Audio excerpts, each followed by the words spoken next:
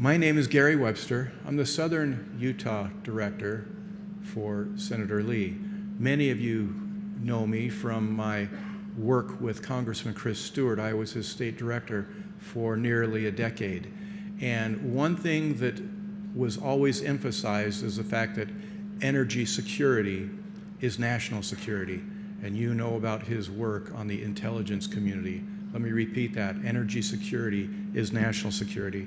So today, representing Senator Lee, I just made that transition not long ago and will enjoy working for the good senator. And also, I want to let you know that Joel Brown, who is the Eastern Utah Director, is someone here representing Senator Lee. And he let me know that I should tell you, if you have any federal issues, to please give him a call. I will say, Senator Lee, from his perspective, is a constitutional hawk, as well as wanting to solve some of the issues dealing with NEPA reform, as well as other things, particularly dealing with the rail project. And I'm going to turn some time over now to Senator Lee in terms of a video that he has recorded. It's too bad he couldn't be here, but he'll answer some of the questions and address some of the issues that we've been talking about for the last several days. So thank you very much. Appreciate the hospitality here. Great job once again. A wonderful conference. And I'll turn that rest of the time over to Senator Lee. Thank you. Hi, I'm Mike Lee. I'm grateful for the chance to speak with you today. I wish I could be there in person, but this will have to suffice for the time being. Look, Utahns are suffering. They're suffering under a burdensome regulatory system. It's driving inflation and energy costs to these really high, unsustainable levels. And despite this struggle being felt not only here in Utah, but across America, the Biden administration is becoming increasingly even more hostile toward traditional energy sources, sources that have powered our country for more than a century. The same sources that built our nation from the ground up. They power our businesses. They heat our homes, and they've brought countless people out of poverty.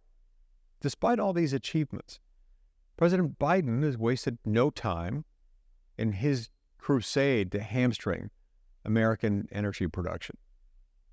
We're seeing these tactics play out in our own backyard with the Uintah Basin Railway project.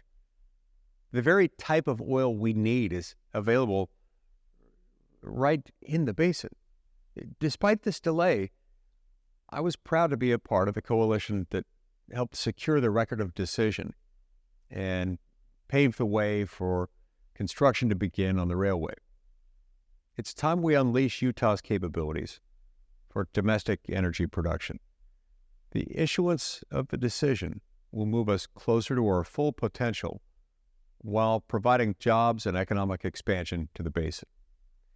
While the project's approval was a great victory, we need to reform the procedures that contributed to its lengthy delay, its needlessly lengthy delay.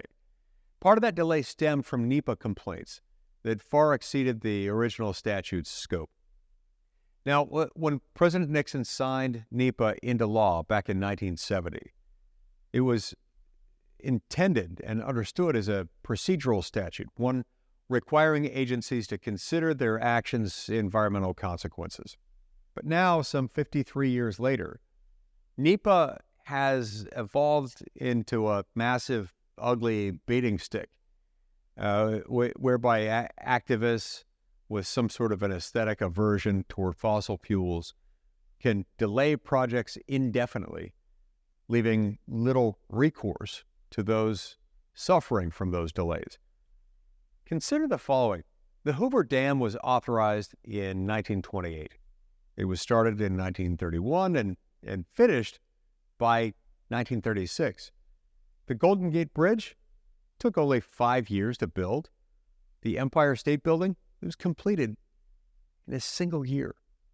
None of these quintessentially American projects could have been swiftly completed were they subjected to the current NEPA process. That is, assuming that they could have been completed at all. So to unleash American energy innovation, I've worked to include reforms into our federal code that would help return NEPA to its original purpose. Reforms such as shot clocks would require agencies to complete the NEPA process within 2 years. Further, federal agencies must approve or deny authorization within 90 days of the NEPA process's conclusion under this reformulation that I've proposed. These are just a few of the things that I've been working on in Washington to help resist this massive obstacle to our energy innovation and simultaneously restore our energy policies back to a place that encourages innovation and brings down costs for consumers. I'm grateful to each of you for your partnership and your commitment to unleashing American energy. The American people simply cannot endure this administration's hostile energy policies much longer. Their continued efforts are coming at a high price, at the expense of struggling families. Working together, we can take action to restore America's energy independence and reduce costs for families in desperate need. Together, we can work to power America, not only for today and tomorrow, but for generations to come.